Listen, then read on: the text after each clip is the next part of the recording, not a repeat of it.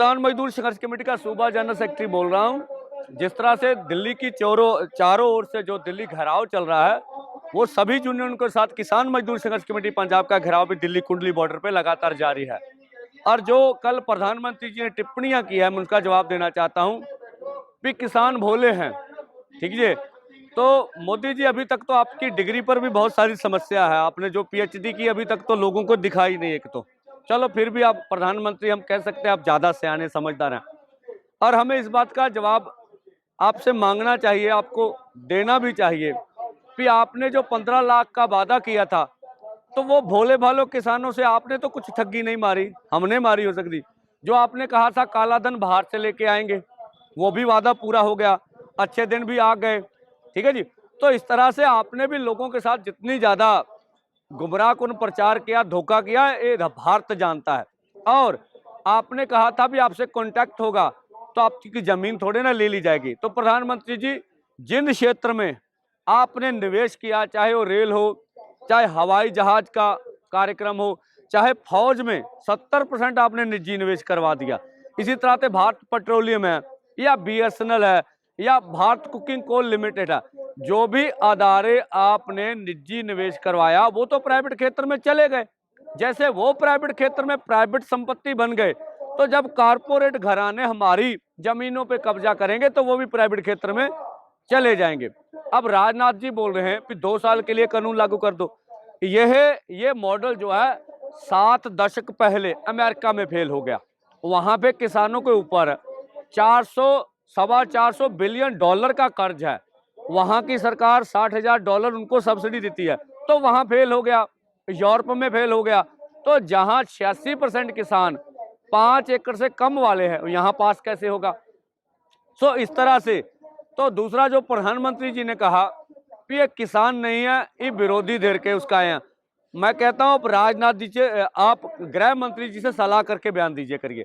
गृह मंत्री जी ने दिसंबर में कहा था, अर्ली दिसंबर, कि मैं किसानों को किसान मानता हूं, मैंने किसानों को कभी भी इस तरह का अलंकार नहीं दिया जो प्रभावित हो। तो आपके गृह मंत्री जी कुछ और बोल रहे हैं, आप कुछ और बोल रहे हैं। आपका सर्वोच्च न्यायालय हमको किसान मान रहा है। और दूसरा, जो आपने 5 जो हमें बुलावे के पत्र भेजे, वो किन किसानों को भेजे जब विरोधी धीर वाले थे? अभी आप कह रहे हैं मैं सबसे बात करने के लिए तैयार हूं। तो अब अगर विरोधी धीर के आदमी है तो उनसे बात कीजिए ना, हमसे क्यों कर रहे हैं? सो आपकी बातों में आपका जवाब है, तो आप बिल्कुल बयानबाजी जो है देश को गुमराह करने के लिए कर रहे हैं। ये आपके पद के लिए प्रधानमंत्री का जो हमारा जो ओहदा होता है वो सम्माननीय होता, तो आपको शोभा नहीं देता इस तरह की आप बातें करें। तो अगर तोमर जी कह रहे हैं कि आंदोलन खत्म हो जाए, हमारी मांगे मान लीजिए, खत्म कर देते हैं।